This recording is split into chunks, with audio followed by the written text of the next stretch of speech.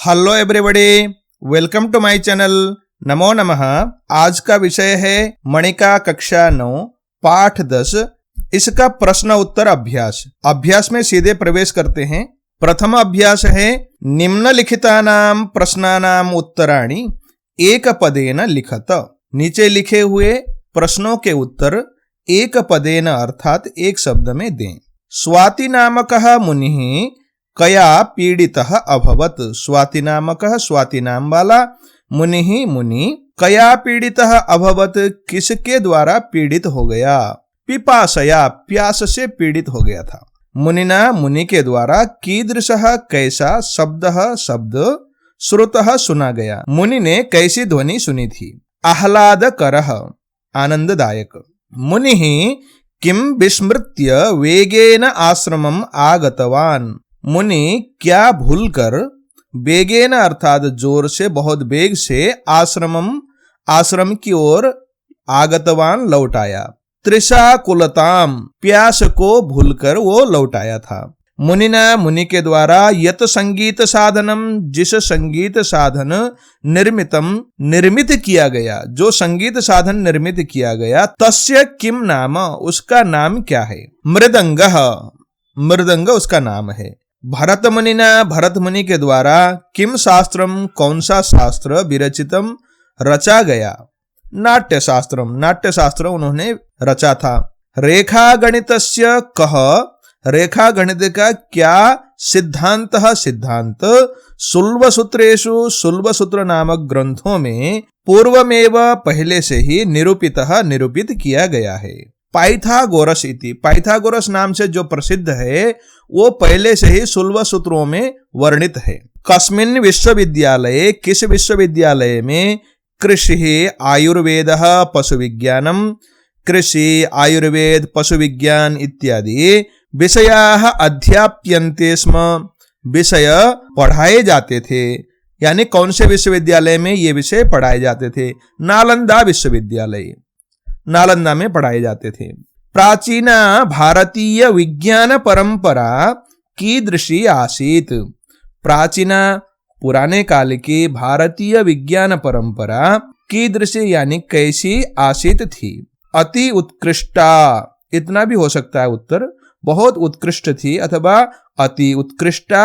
मानवीय मूल्य युक्ता च, मानवीय मूल्य से युक्त थी, ऐसा हमने पाठ में पढ़ा है। सर्वे भवन्तु सुखिनः, सब सुखी हों। इति, ऐसा, कस्याः, किस, सभ्यतायाः, सभ्यता का, मूल मंत्र है। तो ये भारतीय सभ्यतायाः ऐसा उत्तर होगा। भारतीय सभ्यता का मूल मंत्र सर्वे भवन्तु सुखिनः है। अब दूसरा अभ्यास है पूर्ण वाक्येन संस्कृत भाषया उत्तरत। पूर्ण वाक्य से संस्कृत भाषा के द्वारा उत्तर लिखना है। स्वाति मुनिः किम अन्विष्टवान, स्वाति मुनि ने क्या अन्वेषण किया, क्या खोजा। स्वाति मुनिः संगीत साधनेषु प्रतिध्वनेः उत्पादनार्थं यः सूक्ष्म क्रमः आवश्यकः तम अन्विष्टवान।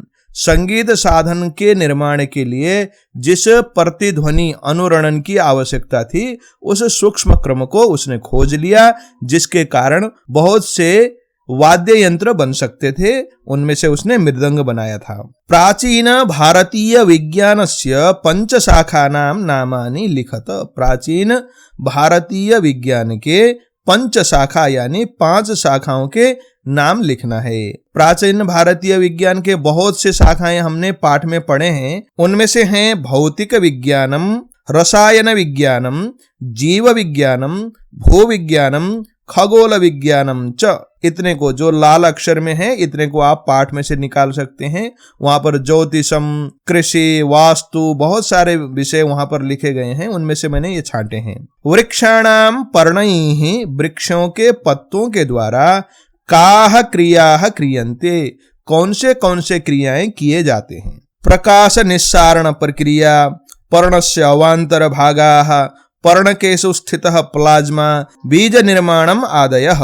यानी प्रकाश संश्लेषण की प्रक्रिया, पत्ते के अवांतर भाग यानी छोटे छोटे भाग जिनमें बहुत सारी क्रियाएं होती हैं, और पत्ते में स्थित प्लाज्मा और बीज निर्माण। मुख्य रूप से यहाँ बीज निर्माण और प्रकाश निस्सारण प्रक्रिया दो तो कार्य हैं और सारे उसके अवांतर भाग प्लाज्मा की बात है, किंतु उत्तर बहुवचन में मांगा है प्रश्नकर्ता ने, इसलिए सारी बातें लिखनी होगी आपको। बोधायनाचार्येण सुलभ सूत्रेषु किम निरूपितम। बोधायन आचार्य के द्वारा सुलभ सूत्र में क्या निरूपण किया गया है। बोधायनाचार्येण, बोधायन आचार्य के द्वारा सुलभ सूत्रेषु, सुलभ सूत्र में रेखागणितस्य, रेखा गणित के यानी ज्यामिति के सिद्धांत, ऐसे सिद्धांत यह जो पाइथागोरस प्रमेय, पाइथागोरस नाम से यह प्रसिद्ध, जो प्रसिद्ध है, तम निरूपितम, उसको निरूपित किया गया है। देखो समझना क्या है हमें, बोधायन ने पहले से ही एक सिद्धांत का निरूपण किया गया था जिसको हम आजकल पाइथागोरस का सिद्धांत इस नाम से जानते हैं। यह सिद्धांत बहुत पहले से ही था, यानी भारतीय परंपरा में तो था ही, बेबीलोन की सभ्यता में भी ये बात पहले से ही स्पष्ट थी, वो भी जानते थे, किंतु पाइथागोरस के नाम से प्रसिद्ध हो गया, इतनी सी बात है। अब है पंच विद्यानाम नामानि लिखत, 5 विद्याओं के नाम लिखो। वो है शब्द विद्या, शिल्प विद्या, आयुर्वेद, हेतु विद्या, आध्यात्मिकी विद्या च, इतने हैं। इनकी व्याख्या यद्यपि हो गई है, जैसे शब्द विद्या का मतलब व्याकरण, शिल्प विद्या यानी वास्तुशास्त्र और बहुत सारे हस्तकला, मूर्तिकला इत्यादि, आयुर्वेद यानी शरीर विज्ञान, और हेतु विद्या यानी तर्कशास्त्र, और आध्यात्मिकी विद्या यानी जीवन दर्शन इत्यादि हैं।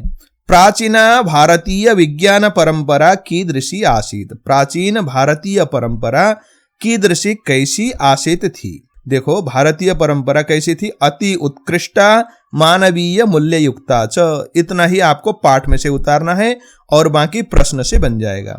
भारतीय सभ्यतायाः मूल मंत्र कः अस्ति। भारतीय सभ्यता का मूल मंत्र कौन सा है। भारतीय सभ्यता का मूल मंत्र है सर्वे भवन्तु सुखिनः, सब सुखी हों। यद्यपि इतना लिखने से भी आपका काम चलेगा, लेकिन एक पूरा श्लोक अगर उतारने का मन हो तो ये श्लोक ऐसे है, सर्वे भवन्तु सुखिनः, सब सुखी हों, सभी रोग रहित हों, सभी कल्याणकारी दृष्टि से देखें और कोई भी दुखी न हो। अब तृतीय अभ्यास है स्थूलाक्षर पदानि उत्तराणि स्युः। स्थूलाक्षर पदानि यानी मोटे बोल्ड किए हुए अक्षर उत्तर हो, इस दृष्टि से, इति दृष्टिया, इस दृष्टि से प्रश्न निर्माणम कुरुत, प्रश्न का निर्माण करो। यानी आपको यहाँ पर बोल्ड शब्द को लेकर प्रश्न बनाना है ताकि ये बोल्ड शब्द उत्तर के रूप में मिले। तो पहला है जलमूलम, ये बोल्ड है। जलमूलम यानी जलस्य मूलम, जलमूलम ये समास है और नपुंसक लिंग का होने के कारण इसको हम किम करेंगे, क्योंकि जल के मूल को द्वितीय विभक्ति है। किम के कानी, किम के कानी, द्वितीय विभक्ति एक वचन में भी किम होगा। किम अन्विष्यता, क्या ढूंढता हुआ, स्वाति मुनिना, स्वाति मुनि के द्वारा, आह्लादकरः आनंददायक शब्दः श्रुतः, शब्द सुना गया, ऐसा प्रश्न बनेगा। अग्रे गत्वा पर्वतात, पर्वतात में बोल्ड है तो पर्वतात, पर्वत शब्द से पंचमी विभक्ति एक वचन का है, इसमें कुतः ऐसा प्रश्नवाचक अव्यय भी रख सकते हैं, और नहीं तो कस्मात, किम शब्द से पंचमी विभक्ति एक वचन में कस्मात भी कर सकते हैं। पर्वतात कस्मात याद करने में आसान होता है। यानी अग्रे गत्वा, आगे जाकर, कहां से, पततः गिरते हुए, जल बिंदून, जल के बिंदुओं को, अपश्यत सह देखा उसने, ऐसा प्रश्न बनेगा। जल बिंदवः मधुर संगीतम जनयन्ति स्म, यहाँ पर मधुर संगीतम इसमें बोल्ड है तो मधुर संगीतम में किम ऐसा प्रश्न कर सकते हैं। जल बिंदवः जल के बूंद, किम क्या, जनयन्ति स्म उत्पन्न करते थे। तो हम ऐसा प्रश्न बनाने की बजाय ऐसा भी कर सकते हैं, मधुर संगीतम की जगह में कीदृशम संगीतम जनयन्ति स्म, कैसा संगीत उत्पन्न करते थे, ऐसा भी बन सकता है। बाकी किम करने से भी अशुद्ध नहीं होगा। कीदृशम करने में समास को तोड़कर फिर उसका प्रश्न बनाना है, ये ऐसा करने से भी दोष नहीं है। जो आपको अच्छा लगे उसको लिखिएगा। प्रतिध्वनि विज्ञानम बिना संगीत साधना नाम, यहाँ पर देखो संगीत साधना नाम में बोल्ड है तो ये षष्ठी विभक्ति बहुवचन का शब्द है। केसाम लगाएंगे, प्रतिध्वनि विज्ञान के बिना यानी वाइब्रेशन से निकलने वाला साउंड को जाने बिना, केशाम किसका निर्माणम निर्माण असाध्यम कठिन है। विज्ञाने यहाँ पर बोल्ड है, विज्ञाने यानी ये विज्ञान शब्द से सप्तमी विभक्ति एक वचन में बना है, तो कस्मिन भी हो सकता है। कहां पर? गंभीर अध्ययनम कृत्वा अस्माकं पूर्वजैः, गंभीर अध्ययन करके हमारे पूर्वजों के द्वारा अभूतपूर्वाः अद्भुत सिद्धयः सिद्धियां संप्राप्ताः प्राप्त की, अथवा कुत्र ऐसा भी लगा सकते हैं। कुत्र एक अव्यय है और कहां ऐसा अर्थ देता है। अब है वृक्षायुर्वेदः महर्षि पराशरेण विरचितः। वृक्ष आयुर्वेद महर्षि पराशर के द्वारा विरचित है। तो यहाँ पर महर्षि पराशरेण इसमें बोल्ड किया गया है। ये महर्षि पराशर इस शब्द से तृतीय विभक्ति एक वचन में बना है। किम शब्द के तृतीय विभक्ति एक वचन का केन लगा देंगे, किसके द्वारा ऐसा बनेगा। अब चतुर्थ अभ्यास है अधोलिखितान प्रश्नान यथा निर्देशम उत्तरत। नीचे लिखे हुए प्रश्नों को जैसा निर्देश है वैसा उत्तर लिखो। यहाँ पर भिन्न भिन्न प्रकार के निर्देश वाले प्रश्न हैं। एकदा स्वाति नामकः मुनिः, एक दिन की बात है, स्वाति नामक मुनि पिपासया प्यास से पीड़ितः अभवत पीड़ित हो गया। अत्र यहाँ पर क्रियापदम किम, इस वाक्य में क्रियापद क्या है। अभवत यहाँ पर क्रियापद है, पीड़ितः इस शब्द के साथ संधि होकर पीड़ितो भवत हुआ है और यहाँ पर लुप्त हो गया है, इसको अलग करके अभवत लिखना है। वृक्षायुर्वेदे, वृक्ष आयुर्वेद नामक ग्रंथ में वृक्षाणाम वृक्षों के यानी पेड़ों के पर्णैः पत्तों के द्वारा क्रियमाणाः किए जा रहे विविधाः अनेक प्रकार के क्रियाएं वर्णिता वर्णित किए गए हैं। अत्र यहाँ पर इस वाक्य में विविधाः इति पदस्य, विविधाः इस पद के किम विशेष्य पदम, कौन सा विशेष्य पद प्रयुक्तम प्रयुक्त हुआ है। क्रिया यहाँ पर विशेष्य पद है।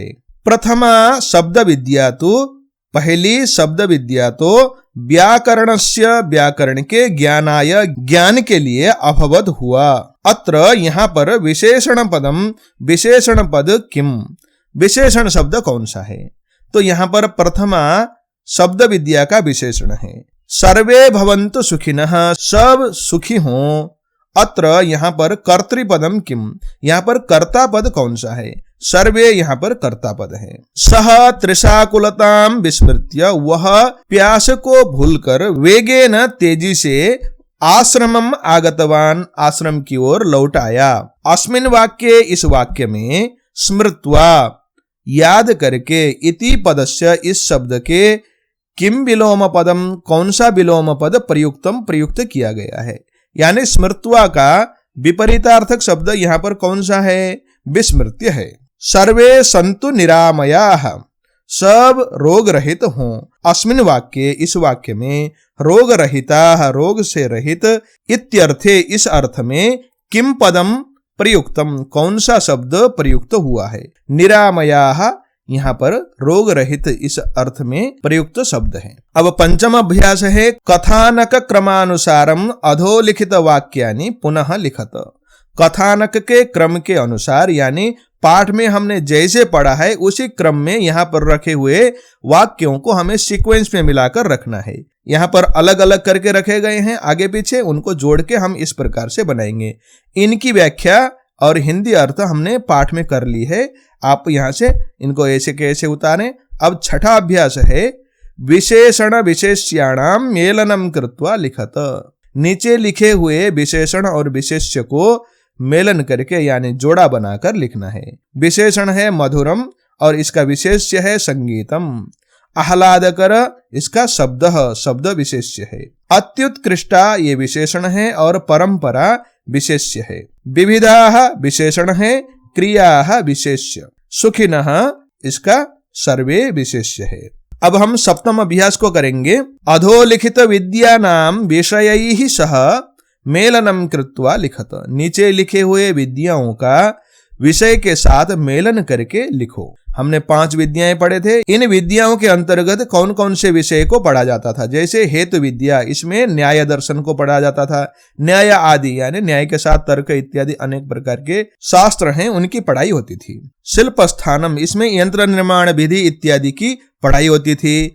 आध्यात्मिकी, इसमें जीवन दर्शन इत्यादि को जाना जाता था। आयुर्वेद, इसमें शरीर रक्षा होती थी। शब्द विद्या, इसमें व्याकरण का ज्ञान होता था। आपको ये पाठ कैसा लगा नीचे कमेंट कीजिएगा। कुछ कहना हो तो नीचे कहिएगा। अब हम एकादश और अंतिम पाठ के साथ मिलेंगे। उस पाठ को हम आप जैसे जिज्ञासु सुधी पाठकों के लिए समर्पित करने वाले हैं। नमो नमः।